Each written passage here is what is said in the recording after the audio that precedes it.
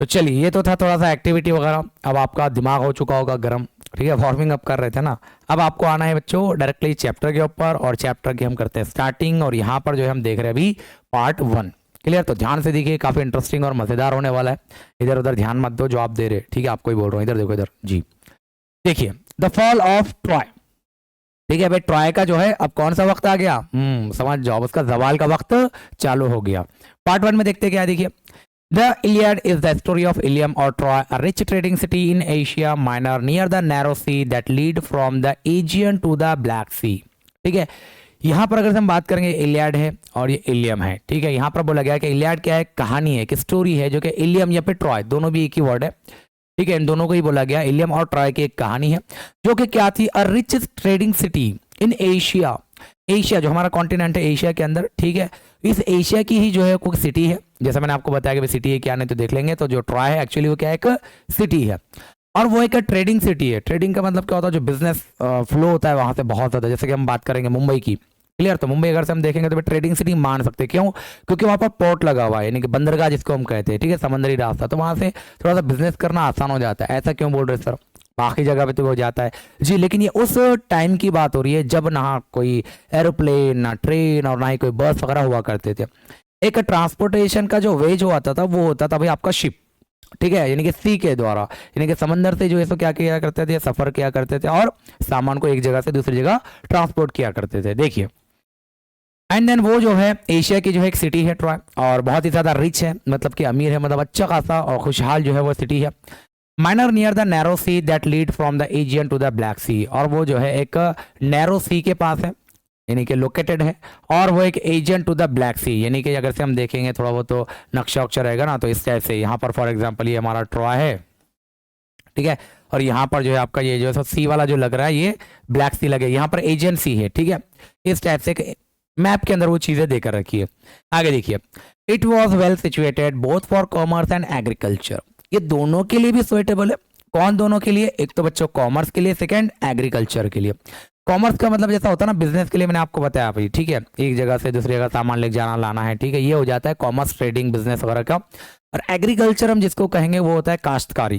काश्तकारी पता है ना आपको जी, खेती बाड़ी करना। तो ये दोनों के लिए भी सुइटेबल है।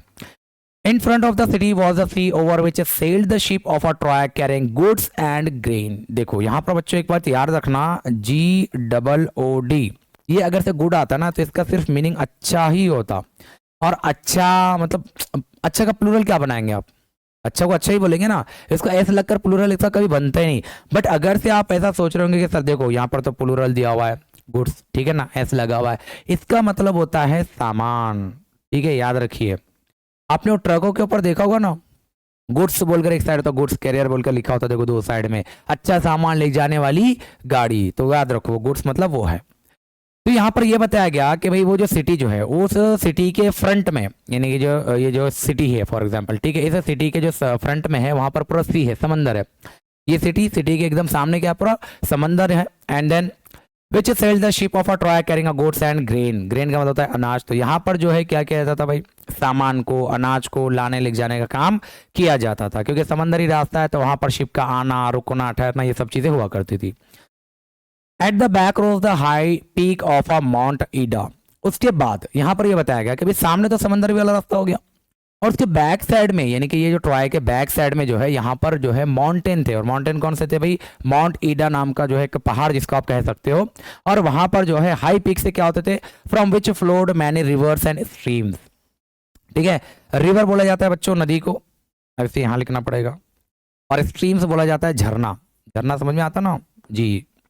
तो यहाँ पर ये बताया गया कि भाई सामने तो क्या है, पूरा समंदर है, एंड देन उसके बैक साइड में, यानी कि ट्रॉय के पीछे साइड में क्या है, एक माउंट ईडा है, पहाड़ी इलाका समझ लो, ठीक है, और उस पे से कुछ नदियां और कुछ रिवर्स और स्ट्रीम जो है वो क्या होती है, फ्लोड होती है, यानी कि बहती है। इमेजिन करो कितना अच्छा नजर आ रहा है। The valleys among the hills were well watered and fertile. तो जो वैलीज जो थी वो बहुत ही ज़्यादा, एक हिली एरिया है तो वो जो है वेल वाटर्ड है, यानी कि पानी की वगैरह जो अच्छी सहूलत है, और वो फर्टाइल, फर्टाइल का मतलब होता है जरखेज। ठीक है, जो ज़मीन जो थी वो कैसी थी, जरखेज वाली थी, यानी कि जिसके ऊपर आप कुछ भी उगाएंगे तो क्या हो जाएगा भाई, उग जाएगा। with the corn growing in a fertile field and cattle feeding on the rich grass of the meadows while sheep fed on the slopes of the hill। देखो दो तीन चीजें बताई गई। कॉर्न यानी कि भुट्टा, अभी सीजन चल रहा है, ठीक है, रेनी। तो यहाँ पर ये बताया गया है कि जो कॉर्न है वो वहां पर जो है उगाया जाता था फील्ड के अंदर, भुट्टे की काश्तकारी जो है की जाती थी। और कैटल का मतलब होता है जो मवेशी, जो पालतू जानवर होते हैं, जिसमें भैंस गाय वगैरह सब आ जाएंगे, ठीक है, उनको फीडिंग मतलब खाना खिलाया जाता था। और वो जो है सो चरते थे। कहाँ करते थे भाई? मीडो का मतलब होता है चरागाह। चरागाह तो पता ही है ना आपको, चरागाह कहाँ होने वाली है? चरागाह जो होती थी, जो प्लेन सरफेस जो एरिया होता था जहां पर बहुत ज्यादा अच्छी क्वालिटी की ग्रास हुआ करती थी, घास हुआ करती थी, वहां पर जाके वो चरा करते थे। और जो शीप जो हुआ करते थे, यानी कि जो भेड़ बकरियां जो होते थे, वो जो है हिल्स के स्लोप पर जो है अपना खाना पीना खाया करते थे। समझ में आ गया आपको ओवरऑल क्या है? तो भाई जो हमारा ये स्टार्टिंग के अंदर जो पूरा इंट्रो बताया जा रहा है कि भाई ट्रॉय है क्या, एक्चुअली कैसा लोकेटेड है, क्या नहीं है। एक मतलब रिपीट कर देता हूँ। देखिए ट्रॉय ये सिटी है, सिटी के सामने क्या है भाई? पूरा समंदर है। और समंदर के अंदर क्या हो रहा है? मतलब के पोर्ट्स, मतलब के सॉरी शिप्स वगैरह आ रहे हैं, देन वहाँ पर ट्रेडिंग वगैरह चल रही है, सब हो रहा है। और ट्रॉय के बैक साइड में क्या है भाई? माउंट ईडा पहाड़ है, और उसके ऊपर से जो है नदियां और झरने जो है सो फ्लोर है, जिसकी वजह से वहां पर जो है एक पानी भी अच्छी मात्रा में मिल जाता है, अच्छी क्वालिटी में पानी मिल जाता है। जैसे कि एक बताया ना कि इसने कॉमर्स के लिए और एग्रीकल्चर के लिए जो है क्या, ये बहुत ही अच्छा है। अब आपको पता होना चाहिए कि एग्रीकल्चर जब काश्तकारी हम करेंगे ना, तो इसके लिए ना हमको किस चीज की जरूरत पड़ेगी? पानी की। और हमको खारे पानी से हम भाई उसको उगा नहीं सकते, समंदर का पानी इस्तेमाल करके हम काश्तकारी नहीं कर सकते। इसी वजह से बताया गया कि पीछे जो है वो पानी का जखीरा है, वो पानी से जो है काश्तकारी अच्छी हो रही है, जिससे जो है कॉर्न भुट्टे की फसल उगाई जा रही है। ग्रास वगैरह अच्छी है तो वहां पर मवेशियां भी चल रहे हैं, ठीक है। और साथ ही साथ जो है जो हिली जो एरियाज है, जो पहाड़ों का जैसा हिली जो एरियाज होता है, उसके ऊपर जो गोट या फिर जो शीप होते थे वो चरा करते थे, ठीक है। यहाँ तक के समझ में आ गया? चलो चलते हैं आगे।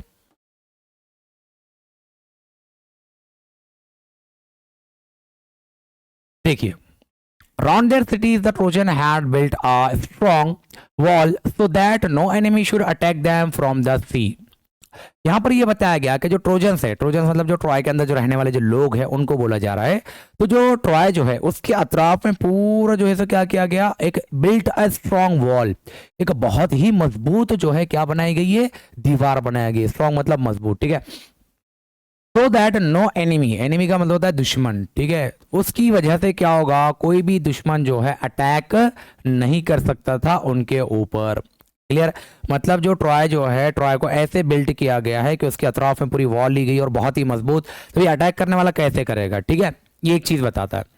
The wall was so broad that people could stand and sit and walk on it। और वो दीवार इतनी उतनी नहीं है जैसे कि अपने घर की दीवार रहती है, ठीक है ना, एक ईंट की, जिसको हम बोलते हैं चार, ठीक है, चार का वॉल, वैसे नहीं है। वो दीवार इतनी चौड़ी है, ब्रॉड का मतलब था चौड़ी, इतनी चौड़ी है कि उसके ऊपर लोग बैठ सकते थे, वॉक कर सकते थे। अब देखो बैठ रहे और चल रहे, मतलब आप समझो, ठीक है। ये जो दीवार है पुराने दौर की दीवारें, आपको पता ही है, आपके किसी नानी दादी या परदादी का कोई घर होगा तो जिसको ना रद्दे की दीवार कहते थे, देखो बहुत ही ज्यादा वो चौड़ी होती थी। क्लियर? मिट्टी की बनाई जाती थी, मिट्टी और पत्थर की। हो सकता है उस टाइप में दीवार होगी या उससे भी और मजबूत हो। The great gates stood open. और जैसे कि आपको पता है समंदर है, समंदर के सामने कुछ स्पेस खुला होगा, ठीक है। फिर उसके बाद जो हमारा किला, जो फोर्ट है, एक्चुअली जो उनका जो ट्रॉय जो सिटी है वो है, और उसके बड़े बड़े दरवाजे जो है हमेशा क्या रहते थे? खुले रहते थे। And people could go to the sea shore outside and come in they pleased, ठीक है। और यहाँ पर ये बताया गया कि लोग क्या करते थे? सी शोर यानी कि समंदर का जो किनारा है वहां जाते थे। और प्लीज्ड का मतलब होता है अपनी मर्जी के मुताबिक, ठीक है। जब उनका मन चाहा वो जाते थे और जाकर जो है वहां पर फिर वापस आ जाया करते थे। But in time of a war the gates would be closed. लेकिन जब जंग हुआ करती थी, जब भी जंग का मौका होता या जंग होने के अंदेशा होता, तो जो दरवाजे हुआ करते थे वो क्या किए जाते थे? बंद कर दिए जाते थे। And then the city was like a strong fortress. Fortress का मतलब होता है छोटा किला या फिर किला बोलो, चलो भाई, छोटा किला, ठीक है। और जब वो दरवाजे बंद कर दिए तो भाई अब वो जो सिटी जो है ना, जितना भी जो शहर है, वो कैसे नजर आता है? एक छोटा मजबूत किले की तरह नजर आता। किले तो आपको पता ही है ना, quite safe from all attack, protected by the walls surrounding it as well as by the hills behind. और जब उसको बंद कर दिया जाता था तो हर जगह से क्या होता था भाई? सेफ हो जाता, ठीक है, उसके ऊपर कोई अटैक नहीं कर सकता था। और सेकंड भाई कौन सी चीज उसको प्रोटेक्ट कर रही है? तो दो चीजें, एक तो कर रही थी प्रोटेक्ट मतलब हिफाजत करना, यहां लिख लो गया, ठीक है, ये देखिए हिफाजत करना। तो ये जो एक तो वॉल्स जो उसके सराउंडिंग में है, ठीक है, वॉल से, और सेकंड जो है उसके बैक साइड में जो हिली जो एरियाज जो था, ठीक है, उसकी वजह से जो है लोग आया नहीं करते थे। मतलब भाई कैसे अटैक करेंगे, उनके लिए बहुत ज़्यादा हार्ड होया करता था। प्लेन अगर से ज़मीन रहेगी तो सीधी सी बात है जाएंगे और जो है फौरी तौर पे अटैक कर लेंगे। आपको पता है ना, अगर से आपने कुछ किले देखे होंगे तो उसके अंदर कुछ जो मेन जो गेट हुआ करते थे उसको थोड़ा सा ना ऐसा स्ट्रेट नहीं बनाया जाता था। ठीक है, जैसे कि ये अभी मेन गेट यहाँ पर है हमारा, ठीक है, तो यहाँ पे थोड़ा सा स्पेस रखते थे, फिर इसको ऐसी एंट्री रखते थे। मतलब भी जो हाथी वगैरह जो होते थे ना वो डायरेक्ट लाकर इसको नहीं टकरा पाए, मतलब उनकी पूरी फोर्स उस गेट पर ना लगे, इस वास्ते जो है कम स्पेस सामने रखा जाता था। आप गए होंगे कभी फोर्ट वगैरह में तो आप ये नोटिस कर भी सकते हो।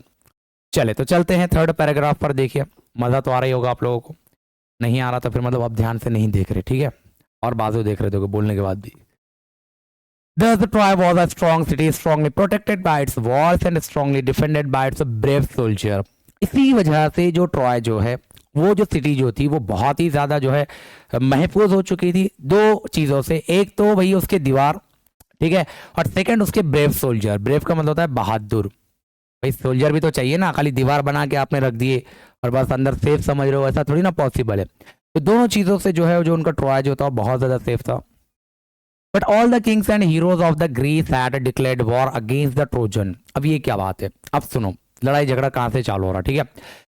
जितने भी किंग्स थे और जितने भी हीरोज थे कहाँ के, ग्रीस के, जो कि उनके साइड में ही लगकर जो भी था प्लेस वहां पर समझ लो, उन्होंने डिक्लेयर किया हुआ है, ये तय किया हुआ है कि हमने जो है ट्रोजन के खिलाफ क्या करना है भाई, लड़ाई करनी है। आप बोलेगे सर कई कोई लड़े, तो देखो बिकॉज पेरिस, एक पेरिस नाम का बंदा है, वो कौन है देखिए, a prince of a Troy, यानी कि जो ट्रॉय जो है, ट्रॉय का बादशाह जो है उसका जो है क्या है, शहजादा, ठीक है, जो बेटा है उसने क्या किया था, had persuaded Helen, wife of a Greek king Menelaus, to elope with him। तो उसने क्या किया था, जो ग्रीक का जो बादशाह जो है उसकी जो वाइफ है जिसका नाम क्या भाई, हेलन नाम है, उस हेलन को उसने क्या किया था, जो कि जहाँ किंग मेनुलस की जो है सो वाइफ है, याद रखना, हाँ ये नाम याद रखना।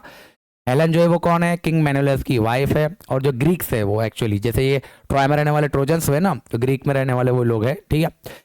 तो इलोप का मतलब होता है भगा कर ला लेना, ठीक है। तो उसने क्या किया था भाई, उसे जो भी रहा होगा उसने उसको लेकर आ गया था। कहाँ लेकर आया था, he had brought her to Troy, और वो कहाँ लेकर आएगा भाई, ट्रॉय को लेकर आएगा। अब देखो बादशाह लोगों के लिए ना भाई ये बहुत ही मतलब बुरी बात है, तो एक रानी को जो है दूसरा कोई शहजादा या फिर दूसरे कोई सिटी का शहर का शहजादा लेकर जा रहा है अपने पास, ठीक है। उसी वजह से जो है इनका क्या चल रहा है अभी मसला है। देखिए The Greeks wanted to take revenge on a Troy for the wrong done to Menelaus. They sailed to Troy and laid siege to the city. The Trojans too fought hard and siege continued for 10 long years. देखो इसी वजह से जो है जो Greeks जो थे ये रिवेंज लेना चाहते थे। रिवेंज का मतलब होता है बच्चों बदला, और इसी चीज का वो क्या लेना चाहते थे, बदला लेना चाहते थे, क्योंकि जो है ट्रॉय ने जो मतलब कि जो ट्रॉय के जो ट्रोजन्स जो लोग हैं इन्होंने रॉन्ग किया, किसके साथ, मेनेलस के साथ, ये नहीं करना चाहिए था। इसी वजह से जो है वो आते हैं और सीज, सीज का मतलब होता है देखो अगर से मैं समझा दूं तो देख लो जरा, ठीक है, जो अटैक करने के लिए पूरा एक मिलिट्री ऑपरेशन जो किया जाता है और ये बाहर से पूरा जो है कवर कर लेंगे, और साथ ही साथ जो है जितना भी उनके जो नीड्स हुआ करते थे जैसा कि खाना पानी ये वो सब चीज़ें सब बंद, मतलब बाहर से कोई अंदर नहीं जाएगा, अंदर से कोई बाहर नहीं आएगा, उसको बोला जाता है सीज। तो इन्होंने सीज डाला सिटी के बाहर, और ट्रोजन्स ने भी जो है फाइट की काफ़ी हद तक, और मतलब कि दोनों की भी जो लड़ाई अच्छी चल रही है, अच्छी का मतलब भाई अच्छी नहीं होती, मतलब दोनों का भी जो है टक्कर का मुकाबला चल रहा है। बट क्या है ये जंग इतनी उतनी नहीं चली, कितने साल तक चली, 10 लॉन्ग ईयर्स, मतलब कि ये जंग जो चल रही है कितने साल तक चली बच्चों, 10 साल तक जंग चल रही है, ठीक है। अब आप बोल रहे हो सर क्या क्या हो रहा है, तो देखिए ये नाम याद रखिए क्योंकि आगे रिपीट भी हो गया, पार्ट 1 अभी तो चल रहा है, सेकंड में भी आएंगे। देखिए the fighting went on daily but the siege did not end. हर रोज जो है तो लड़ाई झगड़े हुआ करते थे, मतलब फाइट चल रही है, इधर से इनके लोग आ रहे, उधर से लोग आ रहे हैं, एंड देन फाइट चल रही है, बट ये सीज जो है वो लोग हटने का नाम नहीं ले रहे। On the one hand the Greek could not take the city and on the other hand the Trojans could not force them to sail away. दोनों भी साइड से हो रहा है। पहली साइड क्या है भाई, देखो कि यहाँ पर जो है जो ग्रीक्स जो है वो जो है सिटी को ले नहीं पा रहे, मतलब उसके ऊपर कब्जा नहीं कर पा रहे ग्रीक्स, और ट्रोजन्स भी जो है अपने साइड से उनको भगा नहीं पा रहे, मतलब दोनों भी टक्कर का मुकाबला चल रहा है। And on the other land, the Trojans could not force them to sail away. Every day the Trojans came out of their gates and the Greeks came out of their tent and the ships and the fighting went on. हर दिन क्या होता था यहाँ से, यानी कि जो trojans है वो अपने किले से गेट से बाहर आया करते थे, और जो ग्रीक्स जो है वो क्या करते थे अपने टेंट से, क्योंकि भाई इनके पास तो कोई प्लेस नहीं है समंदर की तरफ जहां पर भी टेंट डाला होगा, वो टेंट से वो बाहर आ करते थे और दोनों की फाइट चालू है। And the fighting went on, और लड़ाई झगड़े उनके चलते रहते थे। समटाइम्स, देखिए क्या बोल रहा है, sometimes there were great battle between the two armies, और कुछ वक्त तो ऐसा होता था कि दोनों के जो बीच में जो है ना, दो आर्मीज जो है, ठीक है आर्मी बोल रहा हूँ तो पूरा एक ग्रुप हो जाएगा, इन दोनों के बीच में जो है जंग जो है बहुत ही तगड़ी वाली चलती थी।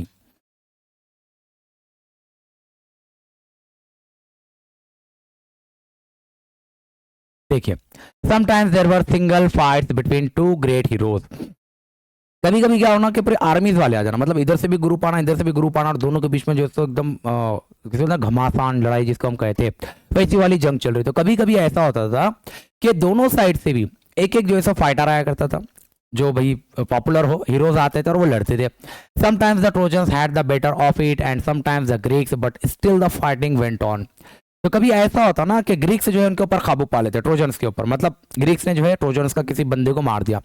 तो कभी क्या होता था कि ट्रोजन्स आते थे और ग्रीक वाले को मार देते थे, मतलब दोनों साइड से भी बराबरी का मामला चल रहा है, लेकिन वही ये जंग रुकने का नाम नहीं ले रही है। ठीक है, देखिए next, great heroes on both sides were killed in the course of the war.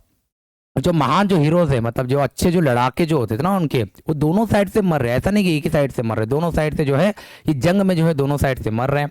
After leading the defense of his city for 9 years, the brave Hector was at last killed by Achilles। ठीक है ना, Achilles ही पढ़ सकते हो, याद रखो Achilles नहीं Achilles। ठीक है, यहाँ पर यह बताया गया कि भाई इसके बाद जो जंग जो चली उस सिटी को संभालने के लिए, यानी कि ट्रॉय को संभालने के लिए जो 9 साल तक के जो जंग चली, उसका जो ब्रेव हेक्टर जो था, ठीक है हेक्टर नाम का जो बहादुर बंदा जो था, आखिरकार वो मर जाता है। किसके हाथ से? लास्ट किल्ड बाय एक्लिस, और एक्लिस के द्वारा वो मारा जाता है। whom none could resist, जिनको भी कोई हरा नहीं सकता ना, वैसे बंदे को जो है इसने मार दिया। But Achilles himself was killed later on by poison arrow that entered his heel, और बाद में एक्लिस भी क्या हो गया, वो भी मर गया। बट कैसे मरा? उसके हील में, यानी कि एडी के अंदर। ये देखो पॉइजन का मतलब होता है जहरीली, और कहाँ गया भाई हील, ये देखिए हील का मतलब होता है एडी, लिखते चलिए आप ही। ठीक है, तो उसकी बॉडी के अंदर खाली एक जगह उसको मार लगा, और वो एडी के अंदर उसको जो है सब पॉइजन, यानी कि जहरीला जो तीर जो है, पहले के लोग क्या करते थे बताया ना, तीर कमान जो होते थे, सामने का जो उसका फेस जो था, जैसे कि तीर है, ठीक है, इसके फेस पे ना पॉइजन लगाया करते थे और अंदर शूट करते थे। भाई उतना तो जख्म नहीं होगा, बट वो जहर इतना खतरनाक होता था कि जैसे ही वो लगेगा तो थोड़ी देर के अंदर इंसान की मौत वाक़ई हो जाती थी। The only part of his body where he could be wounded still later Paris himself was killed। और यही इसकी बॉडी के अंदर, यानी कि एक्लिस की अगर से हम बात करेंगे तो एक्लिस की बॉडी में जस्ट एक जगह मार लगा था, जो कि हील पे था, एरो लगा था। बाकी इसकी बॉडी पर कहीं पर भी जख्म के निशान नहीं थे। ठीक है, वोंड यानी कि जख्म, मतलब आपको इतना तो समझ में आ ही रहा होगा कि ये जो बंदा है ना, ये बहुत ही ज्यादा बहादुर है। मतलब देखो ना, एक भी बॉडी पर इसके मार नहीं है, किसी का कोई जख्म का निशान नहीं है, तो सोचो फिर इसकी जगह ने कितना ताकतवर है। उसके बाद क्या होता है, जो पेरिस है, जो ट्रॉय का जो प्रिंस है, हिमसेल्फ वाज किल्ड, वो भी जो है सो मारा गया। ऑल्सो बाय अ पॉइजनड एरो, वो भी जो है पॉइजन एरो के जरिए ही मारा गया। The Trojans were tired of being shut up in their city and the Greeks were longing to see their homes again, but still the fighting went on.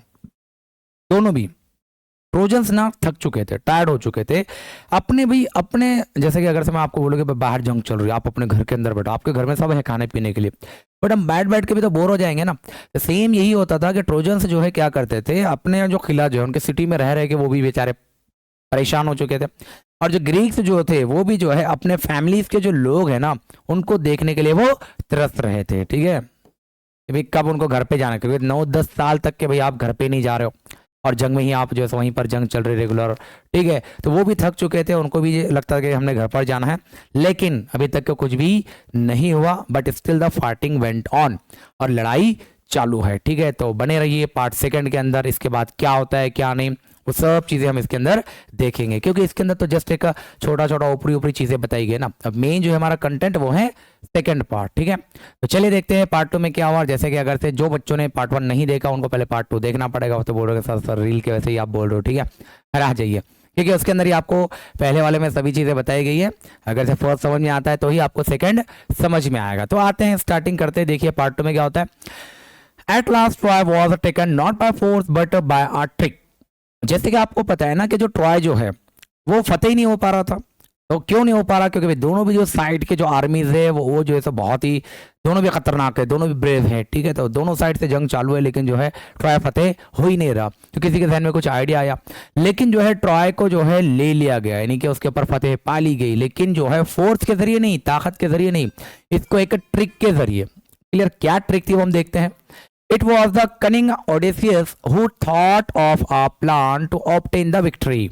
Cunning का मतलब होता है चालाक, ठीक है। यानी का जो स्मार्ट वाला जो है ना, लोमड़ी टाइप में जी, ओडिसियस, ठीक है। तो एक ओडिसियस नाम का बंदा था जो बहुत ही ज्यादा चालाक था, और उसने ही जो है ये प्लान को बनाया था। और जो जीत का जो पूरा क्रेडिट है वो किसको जाएगा? ओडिसियस को ही जाने वाला। क्या प्लान था क्या नहीं, वो आइए हम डिस्कस करते हैं।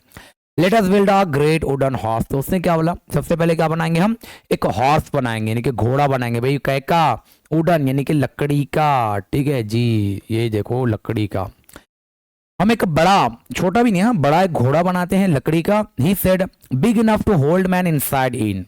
और उसने क्या बताया कि भाई इतना हम बड़ा बनाएंगे कि जिसके अंदर जो है मैन भी आ सके, यानी कि लोग अंदर समा सके। And let some of our best fighters hide in the horse. और हम क्या करते हैं, हमारे पास के जितने भी जो बेस्ट फाइटर्स है ना, जो अच्छे लड़ाके हैं, उनको उस घोड़े के अंदर बिठा देंगे। Then let us burn our tent and pretend to sail away in our ship, but instead of sailing away we will return in the night. और उसने क्या बताया भाई?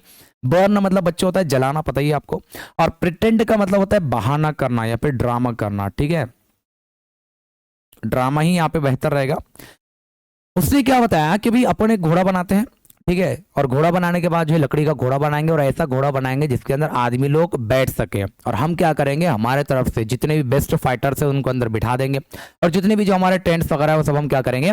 जला देंगे। और ऐसे दिखाएंगे, ऐसे बहाना करेंगे कि भाई मतलब कि हमने ये सब छोड़कर चले गए, मतलब हमने हार मान ली। But instead of sailing, instead का होता है के बजाय, लेकिन इसके बजाय अपन ने क्या करना है? देखो, we will return in the night when the Trojans are asleep. We will attack the city and burn and kill. हम क्या करेंगे भाई? जाएंगे, और हम ऐसा नहीं बहुत दूर भी नहीं जाएंगे, मतलब कि अपन एक जाके कहीं पर भी जो है टापू वापू जो होता है ना, आइलैंड वगैरह, वहां पे छुप जाएंगे। और फिर क्या करेंगे? शाम को अपन आएंगे वापस, रात में क्या करेंगे? वापस आएंगे। और जब वो जो ट्रोजन्स जो है ना, जब सो रहे होंगे ना मस्त गहरी नींद के अंदर, तब अपन आएंगे और क्या करेंगे? अटैक करेंगे सिटी के ऊपर, और फिर अपन जो है सो बर्न भी करेंगे एंड किल भी करेंगे। अटैक का मतलब होता है हमला करना, ठीक है। तो बताइए आपको, तो देखो कितना अच्छा प्लान उसने सोचा हुआ है कि भाई अपन जो है ऐसा तो फतेह हो ही नहीं रहा, तो हम ये ट्रिक क्या करते हैं? लगाते हैं। और बच्चों याद रखो, पहले की जंगों में ना ऐसे ट्रिक का भी इस्तेमाल किया जाता था। हाँ, अब ये रियलिटी है या नहीं है हमको पता नहीं है कुछ भी, लेकिन देखो आइए, बहुत सारे लोग इसको मानते हैं कि भाई ट्रू है ये चीज। The Greek leader decided to follow the advice of the wise Odysseus. और जो ग्रीक का जो लीडर जो था ना, जो रहनुमा था, उसने ना डिसाइड कर लिया, तय कर लिया कि भाई ठीक है, हम क्या करेंगे, इसकी जो एडवाइस है, जो मशवरा है, इस वाइज का मतलब अक्लमंद बोला जा रहा ना उसको। क्यों अक्लमंद बोला जा रहा? क्योंकि उसने इतनी अच्छी जैसे तजवीज पेश की है ना। तो वाइज ओडियंस की हम क्या करेंगे? तजवीज जो भी है उसको हम फॉलो करेंगे। So a great horse of a wood was made by a skilful engineer. Skilful का मतलब होता है महारत, ऐसे वैसे नहीं, हाँ कोई भी बना रहा नहीं, ऐसे नहीं। तो वहां पर जो है एक अच्छे महान इंजीनियर का इस्तेमाल किया गया। अब आपको पता है ना, इंजीनियर बोलते के साथ आप बोल रहे हैं सर अभी अभी तो कॉलेज खुला अपने पास, तब कहाँ इंजीनियर से होंगे, ठीक है। तो बच्चों ये इंजीनियरिंग जो है एक्चुअली बहुत पहले से, ठीक है, मतलब हुआ करते थे। स्किलफुल इंजीनियर को लगाया गया, and the greatest heroes Menelaus, Odysseus himself and the other entered it. The last man to go in the being the architect himself who knew the secret of opening and shutting the entrance. Entrance का मतलब होता है बच्चों दाखिला, मतलब जहां से enter होते ना हम जी, दरवाजा जिसको हम कहेंगे। तो बन गया। बनने के बाद क्या किया देखिए कि मेनोलस एक जो बादशाह है, ओडेसियस वो खुद, और साथ ही साथ बहुत सारे लोग अंदर जाते हैं। और आखिरी में जो जाने वाला जो इंसान है, आखिरी में जो जाने वाला जो बंदा है, वो कौन है? वो जो है आर्किटेक्ट है, ठीक है। आर्किटेक्ट मतलब जिसने उसको डिजाइन किया, और उसे ही पता है कि ये सीक्रेट का मतलब होता है राज, कि ये दरवाजा खुलेगा कैसे और बंद कैसे होगा। ऐसा ना हो कि भाई दरवाजा खुल जाए एंड सबके सब वहीं पर मारे जाए। देखिए, that evening the Greek burned their tent and sailed away in their ships, but they did not go very far। ठीक है, मजा आ रहा है ना? देखो, उसके बाद क्या हुआ कि जो उस इवनिंग में यानी कि शाम का जब वक्त था, तो शाम के वक्त में जो ग्रीस जो थे उन्होंने क्या किया, अपने टेंट वगैरह को पूरे जला दिए, ये दिखाने के लिए कि भाई हम वहां से चले गए, और फिर वहां से वो अपने शिप वगैरह को लेकर निकल जाते हैं। बट निकले, लेकिन वो बहुत ज्यादा दूर गए क्या, पार का मतलब होता है दूर, ठीक है, वो बहुत दूर नहीं गए। Only one man was left behind to persuade the Trojan to drag the horse into that city. Drag का मतलब होता है घसीटना, ठीक है, और उन्होंने जो है सिर्फ बिहाइंड का मतलब होता है बच्चों पीछे, हाँ, तो एक बंदे को उन्होंने जो है सिर्फ पीछे छोड़ दिया कि भाई वो जो ट्रोजन्स तक के जो है सो क्या करे, उस घोड़े को घसीट कर लेकर जाए, या फिर कुछ तो बताने के लिए करने के लिए होना चाहिए ना, नहीं तो ऐसे थोड़ी ना खाली घोड़ा देख के उन्होंने कुछ भी कर लेंगे, ठीक है, तो कहानी बताने के लिए भी कोई तो कोई चाहिए। इतना इन्होंने प्लान कर लिया और ये सब हो रही है सक्सेसफुल चीजें, ठीक है। तो चलिए फिर देखते हैं आगे क्या हो रहा है। Next day, the Trojans woke up expecting to go out and fight as they had done for the past 10 years. अगले दिन ना ट्रोजन्स क्या करते, उठते अपनी नींद में से, उनका काम ही क्या था, उठो भाई, ब्रश करो एंड देन जाओ फाइट करके आओ, फिर आ जाओ, सो जाओ, फिर जाओ फाइट करके आओ, ठीक है। जब ब्रश करो, मैं दिल से बोल रहा हूँ।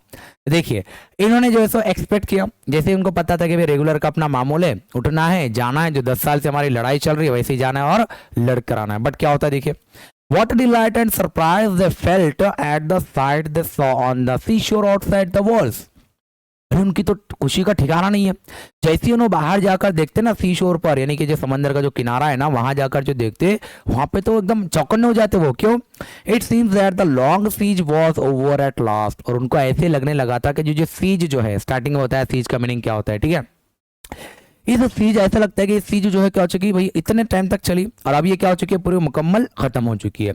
The tents had been burn, the shore was deserted, the Greek ships had all gone. पूरे टेंट जला दिए गए, जो आर्मी के, जो उनके फौज के जो टेंट थे वो पूरे जला दिए गए। और जहां पर जो शोर जो है, ठीक है, जो समंदर का जो किनारा है वो पूरा डेजर्ट में तब्दील हो चुका है। डेजर्ट का मतलब यहाँ पर जो है रेगिस्तान। रेगिस्तान इसलिए बोला गया कि पहले वहां पर लोग रहते थे ना, लेकिन अब वो पूरा वीरान हो चुका है। जैसा अपन बोलते ना रेगिस्तान जैसा दिख रहा है, मतलब वहां पे कोई बंदा ना बंदे की जात ना फुप्पू, ठीक है।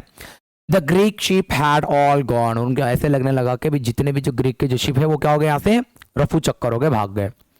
आ जाओ बच्चों, फिर और देखते हैं नीचे, ठीक है। मजा नहीं आया, पैसे वापस, बट देखो ध्यान से जरा, काफी मस्त वाली स्टोरी है और शायद इसके ऊपर मूवी भी बनी हुई है। तुम सर्च करके देखो मत, खाली बोल रहा हूँ मैं शायद से, हाँ।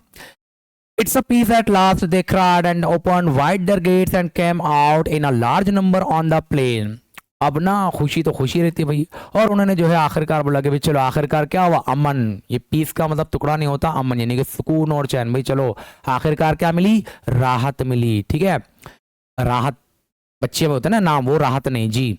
They cried and opened wide their gates and came out in a large number on a plain. और उन्होंने क्या किया, अपने दरवाजे खोल लिए। और दरवाजे खोलने के बाद जो है लार्ज नंबर में जितने भी जो लोग जो होते हैं बेताब थे ना अंदर बैठ बैठ के, वो सब क्या होते हैं, बाहर आते हैं। प्लेन का मतलब जो हमारा जो जमीन है सामने गेट के, उसको बोला गया। Glad to be free again to go where they pleased. Pleased का मतलब मैंने बताया ना अपने मन मर्जी से, और ग्लैड का मतलब होता है बहुत खुश, बहुत ज्यादा खुश, ठीक है। और वो इतने खुश है कि भाई वो फ्री है ना, फिर से फ्री है, वो आजाद है कि जहां उनका मन बोलेगा वो वहां पर जा सकते हैं, ठीक है। Then they saw on the sands the huge wooden horse. Sand का मतलब बच्चों ये सैंड है, ठीक है ना, मतलब क्या होती है, रेत, ठीक है।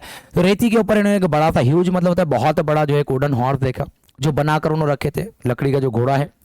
दे गैदर्ड अराउंड इट इन अन, ठीक है, गैदर्ड का मतलब होता है जमा होना, और एस्टोनिशमेंट का मतलब होता है हैरान, ठीक है। तो क्या देखिए, they gathered around it in astonishment for it was indeed a wonderful piece of a work. Indeed का मतलब होता है यकीनन, सच में। वो सब क्या होते हैं, घोड़े के अतराफ में जमा होते हैं वहां के लोग। क्यों? क्योंकि उनको ऐसा लगा यार सच में ये कितना अच्छा और खूबसूरत जो है घोड़ा बनाया गया है लकड़ी का। अभी उनको पता ही नहीं अंदर क्या है, कुछ भी नहीं, ठीक है। देखिए आगे क्या होता है। As they were wondering how the horse had been built and why it had been left behind. अब उनको पता नहीं चल रहा ना, भाई कोई भी देखेगा तो होगा ना, ताजुब तो होगा। उनको ये समझ में ही नहीं आ रहा कि ये घोड़ा बनाया क्यों गया, और घोड़ा बनाया किस लिए गया, और उसको यहाँ पर छोड़ा भी किस लिए गया। They found a Greek with his hand tied together, laying under it. Tied का मतलब बांधे हुए होना, ठीक है। तो इतना वो सोच ही रहे थे कि उनको ना उतने में ना एक बंदा नजर आता जो कि ग्रीक है, और वो जो है ग्राउंड के ऊपर लेंगे, यानी कि लेटा हुआ है, उसके जो हाथ ना ऐसे बंधे हुए, क्लियर, जैसा होता है ना किसी मुजरिम को बंद कर डाला हुआ, उस टाइप से जो है वो घोड़े के नीचे वहां पर लेटा हुआ है। लेटा हुआ मतलब उसको बांध कर रखा हुआ है। When the Trojans dragged him out, man pretended to be very frightened of them. ठीक है, pretend बता रहा हूँ, बहाना करना, ड्रामा करना। जैसे उसको ट्रोजन से क्या करे, वहां से निकाले, घसीट के उसको निकाले, तो वो जैसा ऐसे ड्रामेबाजी कर रहा था ना, और जो मैं बहुत ज्यादा घबराया हुआ हूँ, ठीक है ना। फ्रेंड का मतलब बताया खौफजदा होना। उसने ऐसे बताया जैसा मैं बहुत ज्यादा क्या हूँ, डरा हुआ हूँ। When he was commanded to tell them why the Greek had gone and why they had left these horses behind, he pretend। अब जब उसको बोले कि चल बता ये घोड़ा यहाँ पे छोड़ के क्यों गए, तब उसने ना वो एक्टिंग चालू कर दी। और वो क्या करता है, देखिए एक्टिंग में क्या कर रहा है, he pretend to tremble very much and refused to speak। Tremble का मतलब होता है बच्चों थरथराना। अरे कहाँ गया भाई ट्रेम्बल जी, थरथराना, ठीक है। फिर आप देखते ना पुप्पू को आते हुए देख रहे हो तो आप भी थरथरा रहे हो, ठीक है। तो देखिए, तो वो भी जैसे क्या कर रहा है, थरथरा रहा है, मतलब कि एक एक्ट कर रहा है कि भाई सच में मैं डरा हुआ हूँ, ठीक है ना। एंड रिफ्यूज का मतलब होता है इनकार करना, और वो बात करने से भी इनकार कर रहा है, मतलब वो बोल ही नहीं रहा कुछ भी, बस ऐसा दिखा रहा है कि मैं बहुत ज्यादा डरा हुआ हूँ। When at last they threatened to kill him, he spoke and told them these false tale। Tale का मतलब कहानी, और false मतलब झूठी। जब उसको धमकी दी गई ना, थ्रेट की दिया गया, मतलब धमकी जब उसको दी गई कि चल बता, अगर से तू नहीं बताया तो हम तो क्या करेंगे, किल कर देंगे, मार देंगे, तब उसने क्या करी, फिर अपनी जो बनाई हुई जो कहानी जो थी झूठी, वो बोलना उसने चालू की। देखिए क्या बोलता है, The Greeks are tired of the long war and have sailed away in their ships। उसने क्या बोला कि भाई जो ग्रीक जो थे वो इतनी लंबी जंग ना करते करते थक चुके थे, और उन्होंने क्या किया, फिर आखिरकार में जो है अपने सेल्ड अवे, मतलब क्या होता है, यहाँ से वापस चले गए। But they are afraid of the long voyage home too. Voyage का मतलब होता है सफर, जो जर्नी है, लेकिन उनको एक चीज का डर भी था कि अब उनको वापस भी तो घर पे जाना है ना, तो वो भी जो जर्नी है वो बहुत ही लंबी है। And so they have made this horse and left it as an offering to the god of the sea. एक कंसेप्ट होता है ना, ठीक है।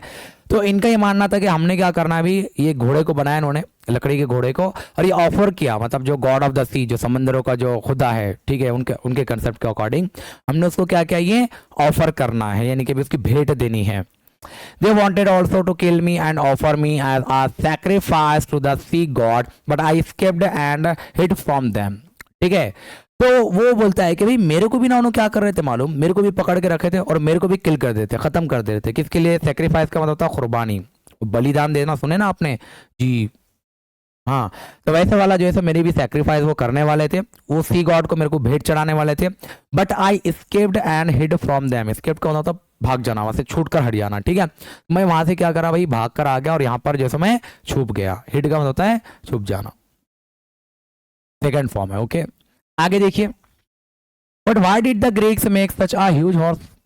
ठीक है, एक सवाल ना किसी ने पूछा, किसने पूछा भाई, सम ऑफ द ट्रोजन आस्क्ड, उसमें से एक ट्रोजन ने पूछा, अच्छा भाई वो तो बराबर है ना, लेकिन मेरे को ये बताओ इतना बड़ा घोड़ा क्यों बनाया, छोटा भी तो घोड़ा बना सकते थे।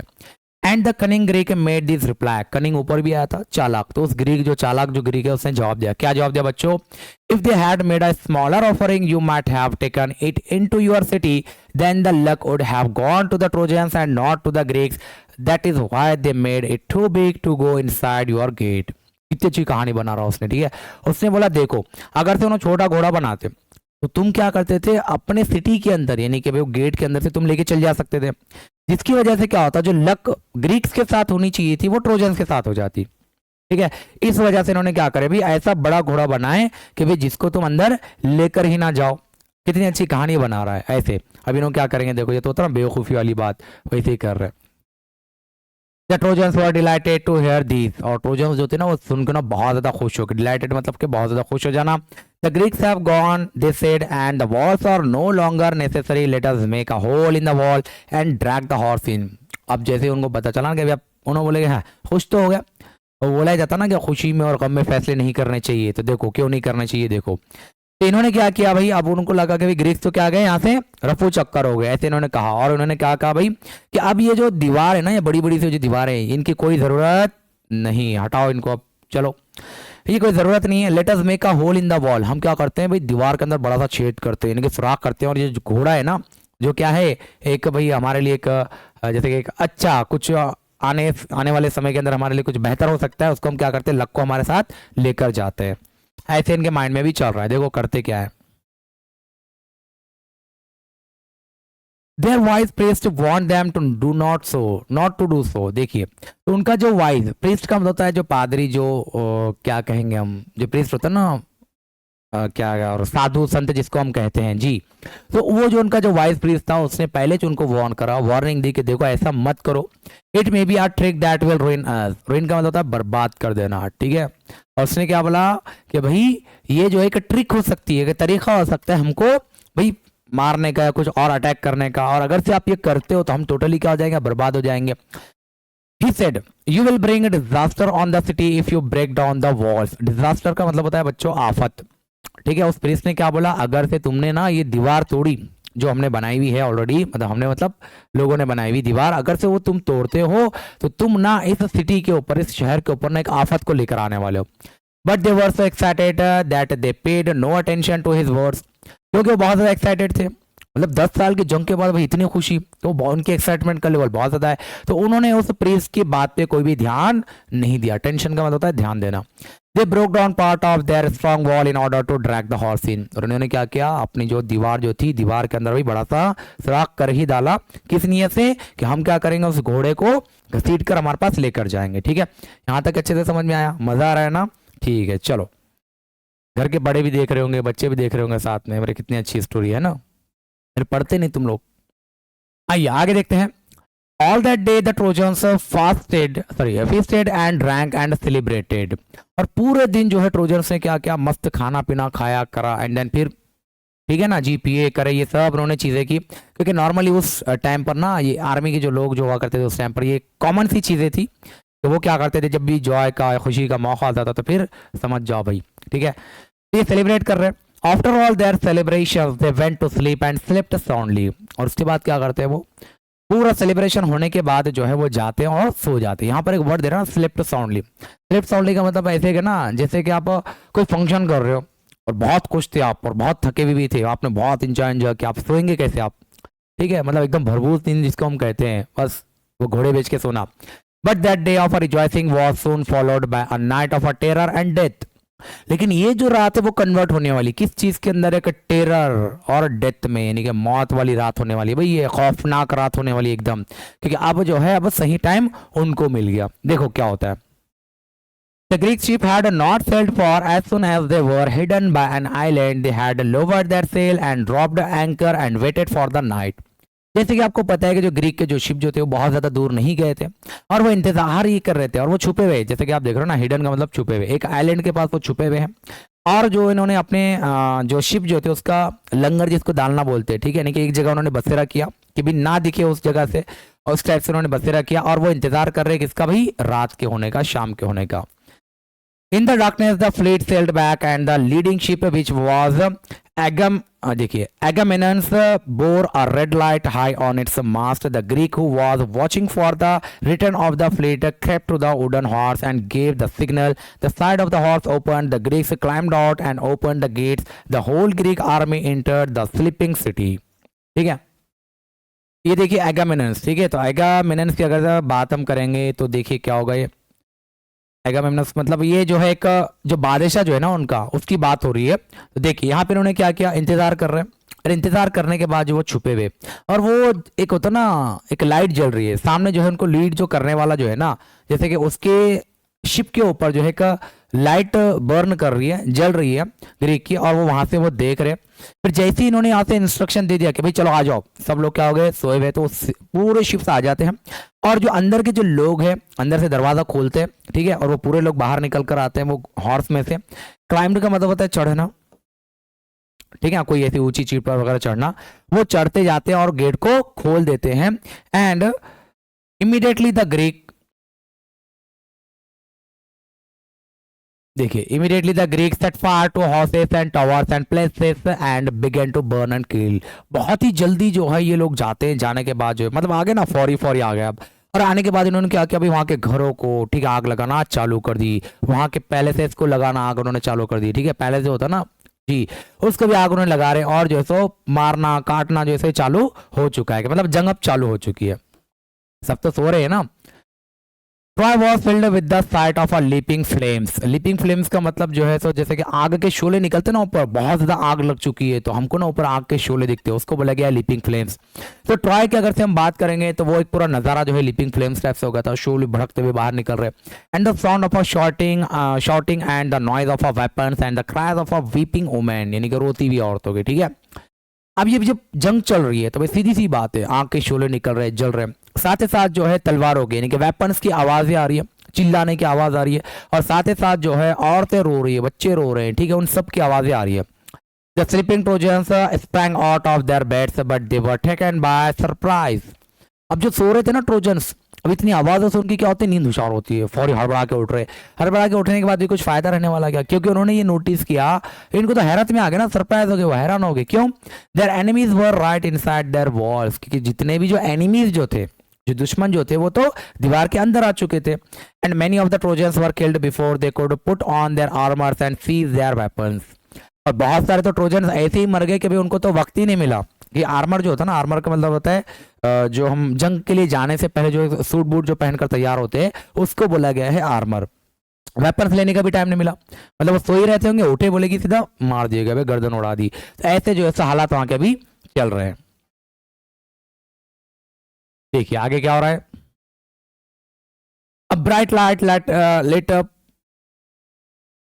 the night sky as the places and houses, temples and tower went up in a flames. The Trojans fought as well as they could, but it was all in a vain। ठीक है, यहाँ पर जो है फिर से मतलब कि लाइट्स जल रही है, मतलब कि अगर से हम देखेंगे तो जो प्लेसेस जो जल रहे हैं ना, तो जलने की वजह से एक रोशनी होती है, उसको बोला गया। हर चीज जल रही है, हाउसेस चल रहे हैं, टेम्पल्स जल रहे हैं, टावर्स को जलाया जा रहा है, जहां देखे जहां वहां पर आपको फ्लेम ही फ्लेम नजर आ रही है, आग ही आग नजर आ रही है।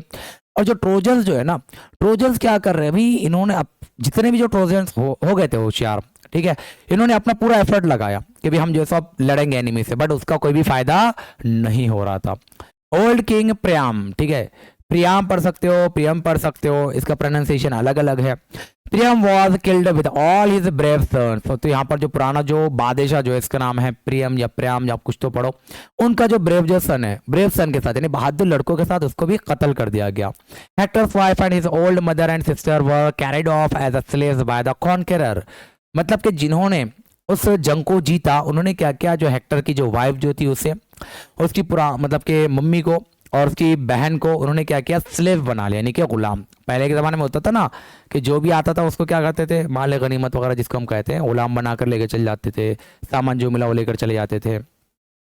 Their faith was in a contrast to Helen's when King Menelaus rushed through the city looking for her and found her in her palace। ठीक है, अब वो मेनेलस क्या कर रहा है, अभी अपनी वाइफ को ढूंढ रहा है, हेलन को, इधर जाओ उधर जाओ इधर जाओ, वो पूरा ढूंढते ढूंढते आता है तो एक पैलेस के अंदर उसको जो है वो हेलन मिल जाती है। She hung her head in a shame and sorrow as she faced her former husband। सीधी सी बात है ना भाई, गलती उसने करी तो वो जो है अपने सर को ऐसा ना नीचे लटकाई हुई, क्यों, शर्म के मारे, गम के मारे जो है, क्योंकि वो अपने पुराने हस्बैंड से मिल गई ना अभी, तो उसको पता है कि भाई मैं तो भाग कर आई भी हूँ, इस वजह से जो है शर्म के मारे जो है तो उसने अपने सर को नीचे किया हुआ है। Her voice was choked with the emotion and she could not speak। choked का मतलब होता है ना जैसे कि आपके अंदर गम भरा हुआ, अब बोलना चाह रहा हो लेकिन यहाँ पे होता है ना बहुत ज्यादा गम की वजह से जब बोल नहीं पा रहे हो, तो आवाज जो है चॉक्ड हो चुकी है इमोशन से वो, और वो बोल नहीं पा रही है। But Menelaus forgive her and she went back with him. तो मेनेलस ने क्या किया, उसको फॉरगिव किया, यानी कि माफ कर दिया भाई, ठीक है, उसने उसे माफ कर दिया। एंड देन वो उसके साथ वो वापस जाती है।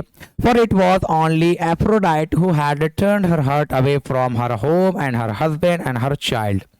अब बोलेंगे आप ये एफ्रोडाइट क्या है, तो एफ्रोडाइट जो है का गॉड, ठीक है, मानते हैं वो लोग, तो उसको ऐसा लगा, यानी कि जो मेनेलस है उसको ऐसा लगा कि भाई एफ्रोडाइट की वजह से जैसे क्या हुआ था कि इसका जो दिल है वो तब्दील हो गया था, और इसका जो रीज़न है मतलब ये नहीं है, मतलब उसकी वाइफ नहीं है, ऐसे वो समझता है और उसकी वजह से उसको माफ़ कर देता है। एंड चलिए देखिए आगे क्या होता है।